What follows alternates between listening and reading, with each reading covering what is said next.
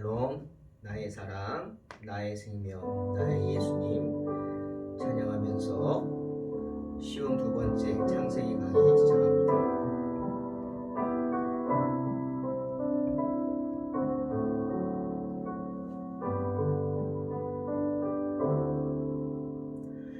나의 사랑, 나의 생명, 나의 예수님,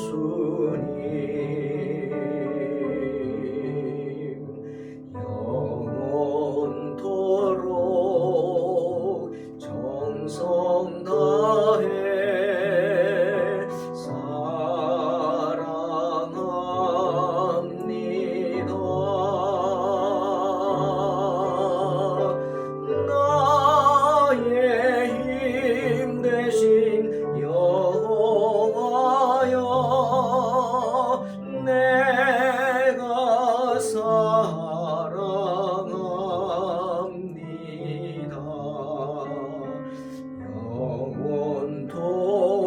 영원토록 정성 다해 사랑합니다.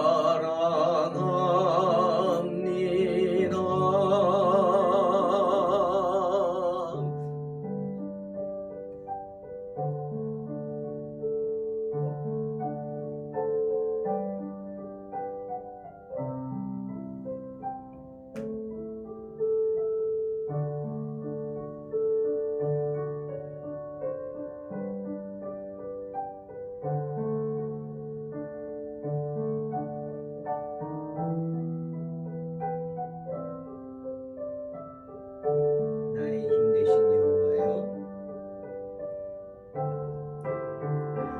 여호와여, 나의 힘 되신 여호와여,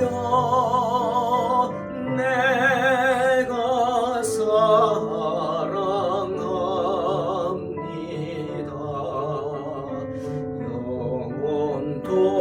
영원토록 정성 다해 사랑합니다.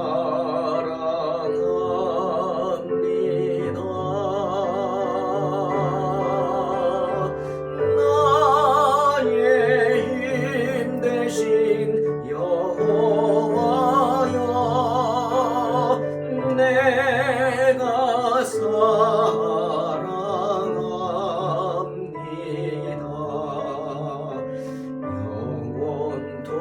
영원토록 정성 다해 사랑합니다.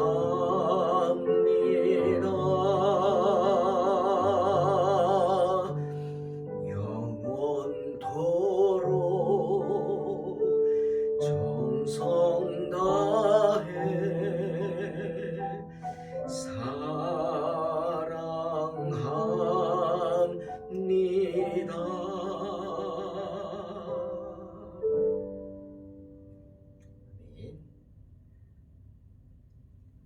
창세기 9장 1절로 7절입니다. 하나님이 노아와 그 아들들에게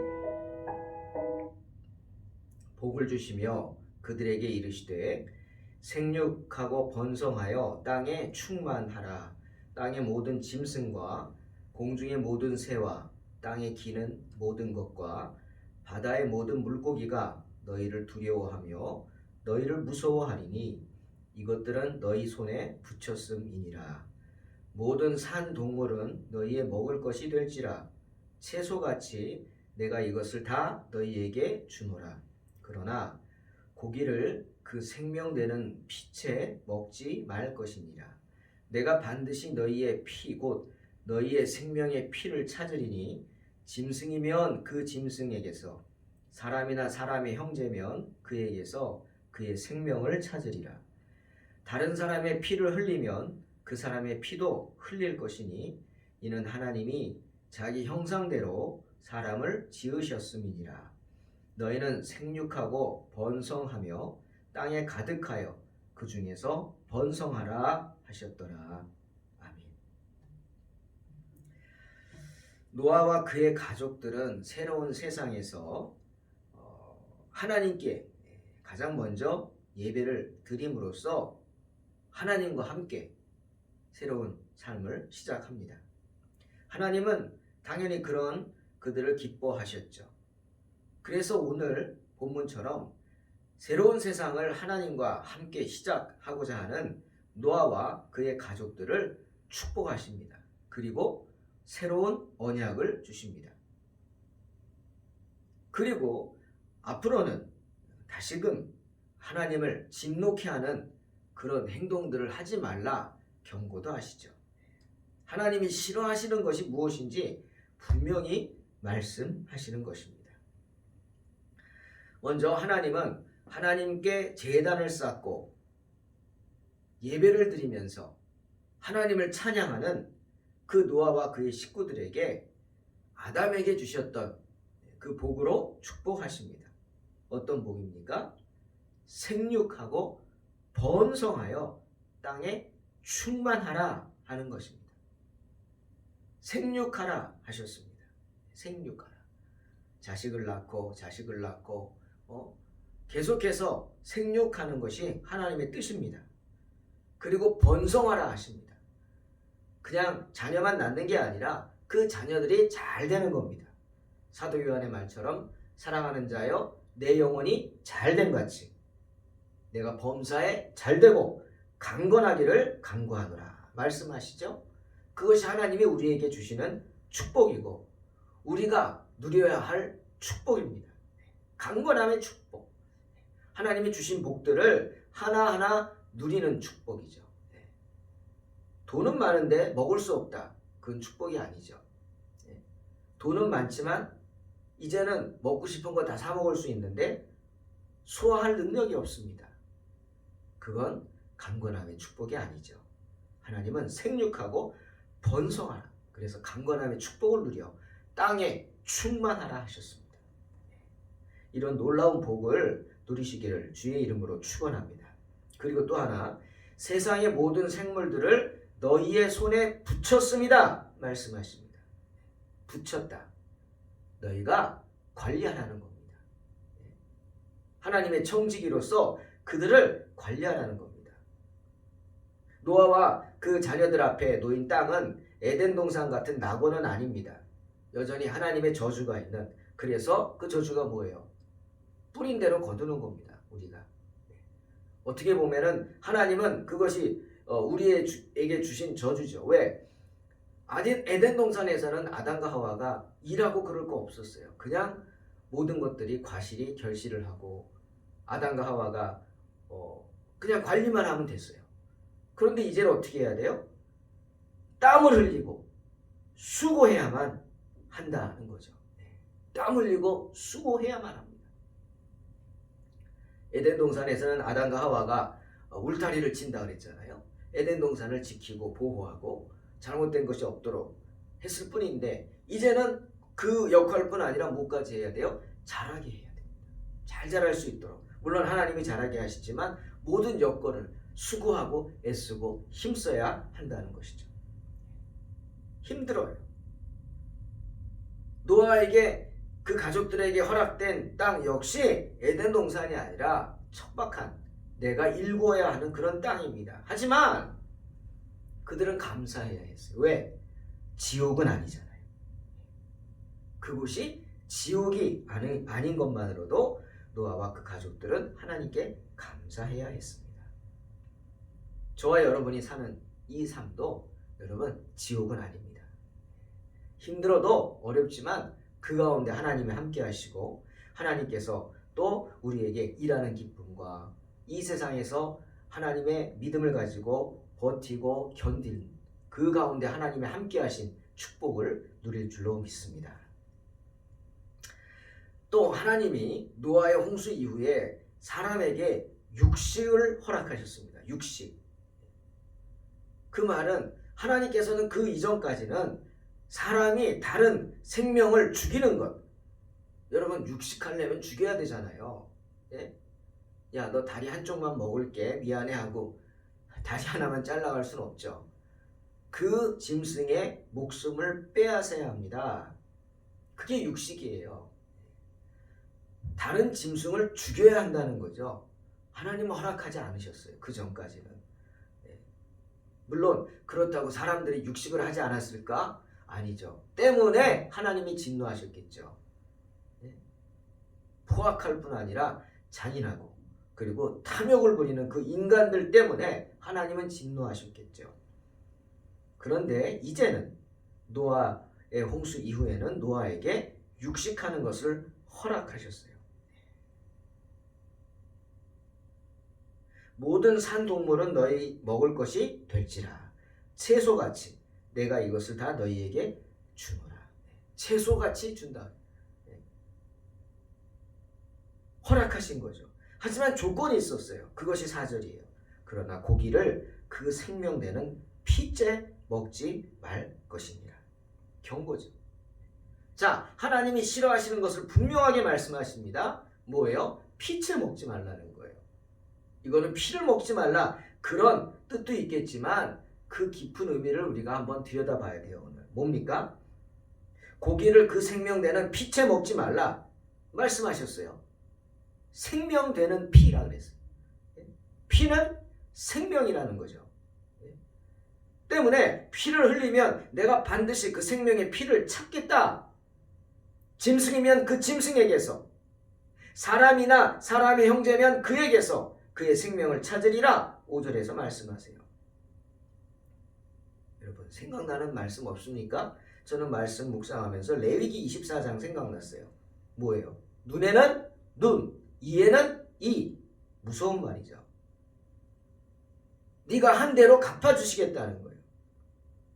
레위기 24장 19절에 사람이 만일 그의 이웃에게 상해를 입혔으면 그가 행한 대로 그에게 행할 것이다. 21절 짐승을 죽인 자는 그것을 물어줄 것이지만 사람을 죽인 자는 뭐라고요? 죽이라고 했어요. 죽이라. 아주 강하게 무서운 말씀하시죠. 왜? 이유가 뭐예요? 레위기 17장에 11절 14절에서 주님 말씀하셨어요. 육체의 생명은 피에 있기 때문이다. 모든 생물은 그 피가 생명과 일체가 된다는 뜻이에요. 주님도 그런 말씀하셨죠. 요한복음 6장 53절에서 인자의 피를 마시지 아니하면 너희 속에 생명이 없느니라. 이 말씀의 의미가 뭔지 아시겠죠? 인자의 피를 마시지 않으면 너희 속에 생명이 없다. 그 의미는 뭡니까? 피는 생명과 일체가 되기 때문이에요. 피는 생명이에요. 그렇게 주님은 중요시하는 겁니다.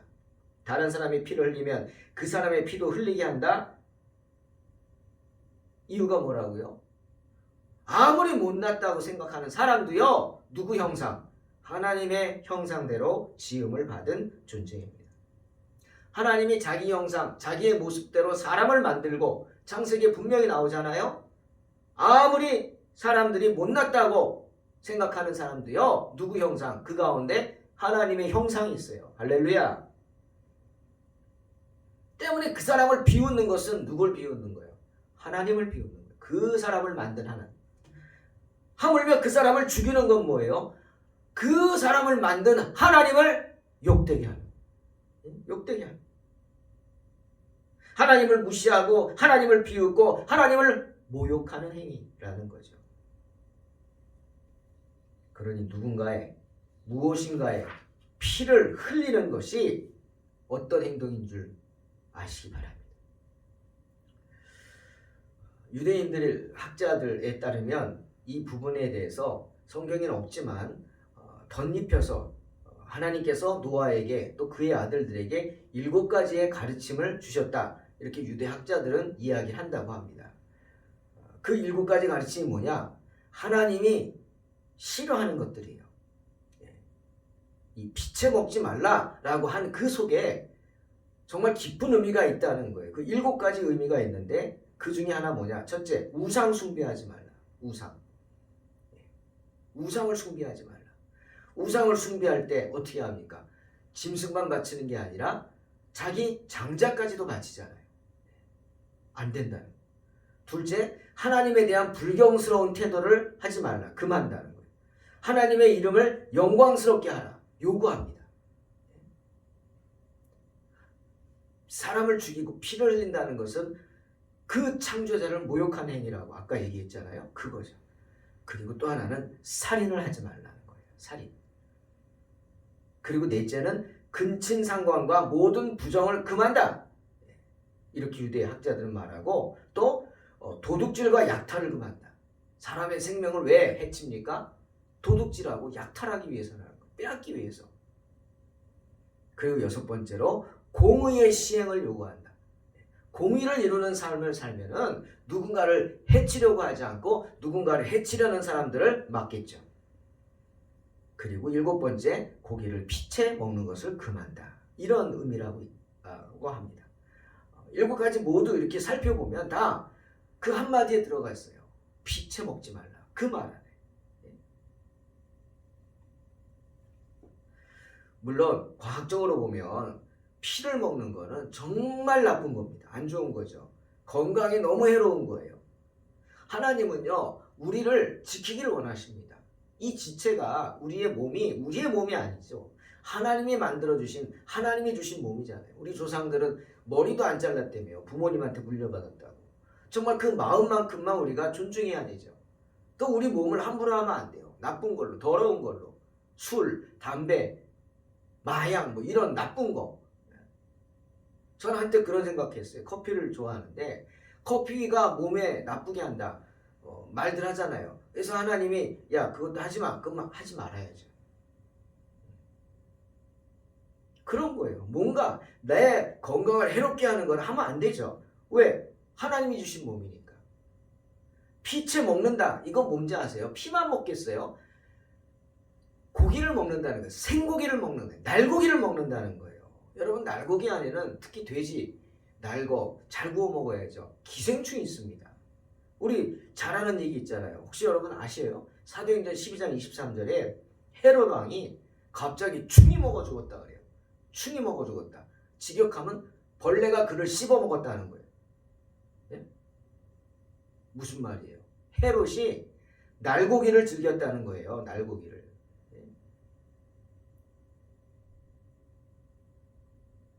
제주도에 가면은 참 기가 막히죠. 물회라는 게 있어요. 생선만 아니고 물고기만 아니고 돼지 물회라고 있어요.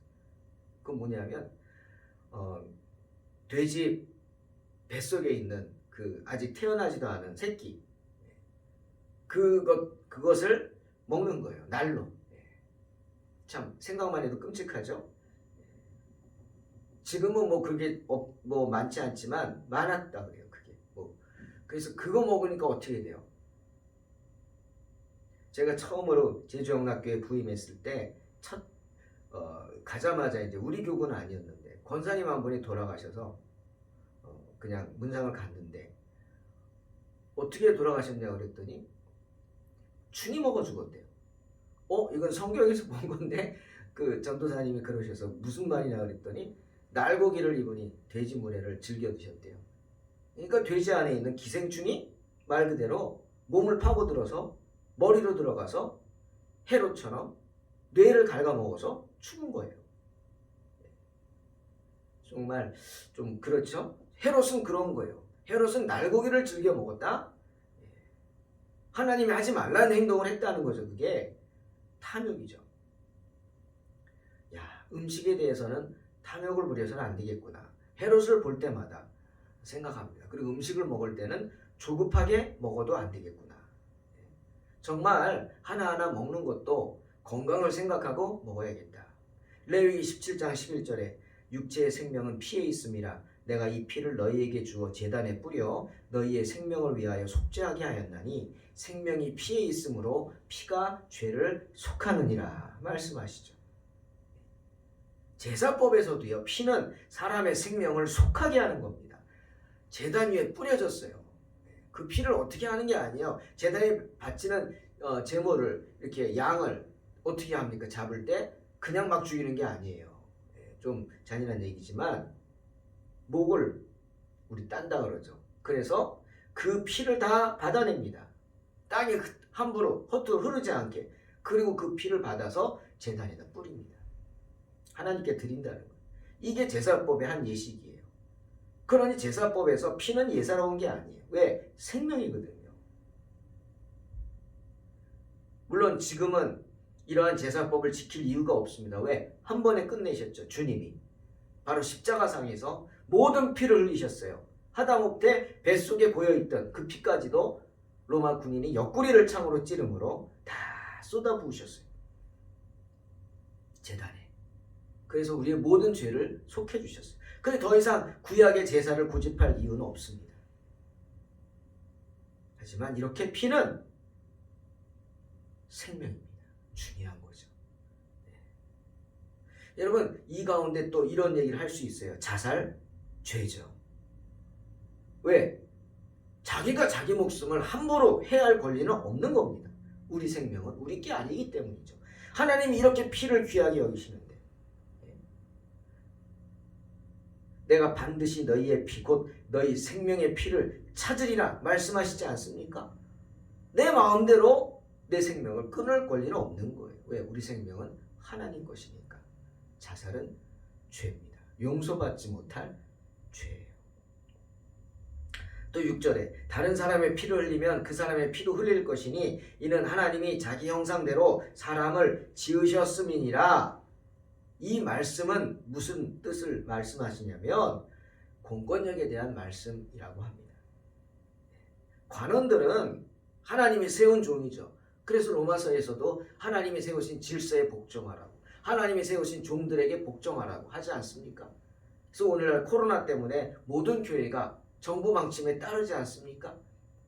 가끔 삐딱한 그런 목사들도 있지만 그런 분들 때문에 참 힘들지만 대부분 철저하게 지키면서 따릅니다. 어려움이 있지만 감수하고 함께하죠. 바로 이런 말씀 때문이에요. 하나님이 세우신 종들이라는 거예요. 그분들도. 그러니까 위에서 기도해야겠죠. 잘못된 영이 들어가지 않도록.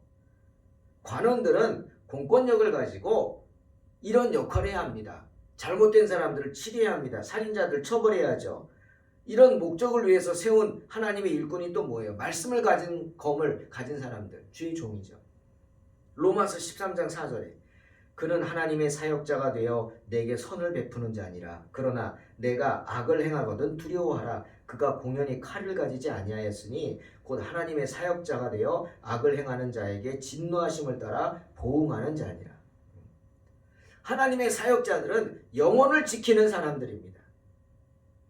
악을 행하는 자들에게는 두려움의 대상이 되어야 합니다. 벌벌 떨어야죠. 마귀 사탄이 주의 종들 앞에서 벌벌 떨어야 합니다. 왜? 그들을 짓밟을 권세를 하나님이 주셨습니다. 아멘. 하나님의 어린 양들의 보호자가 되어야 하죠.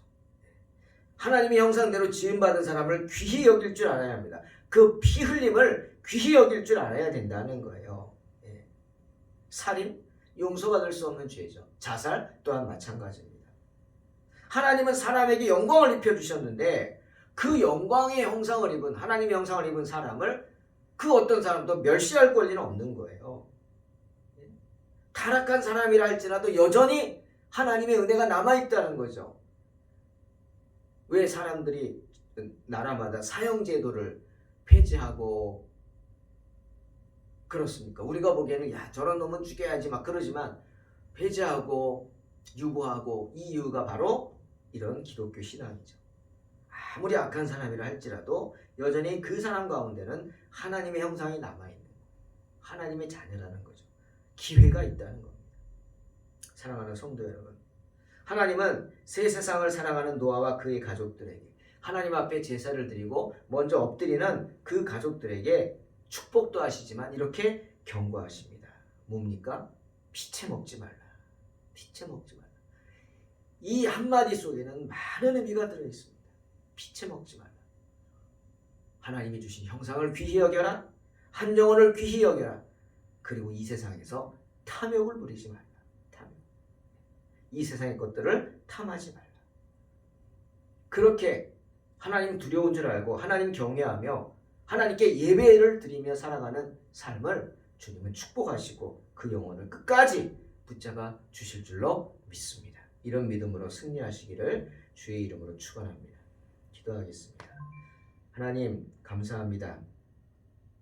어리석은 저희들 붙잡아 주셔서 늘 하나님의 은혜를 떠나지 않도록 도와주시옵고 주님의 은혜 가운데 거하게 하여 주시옵소서.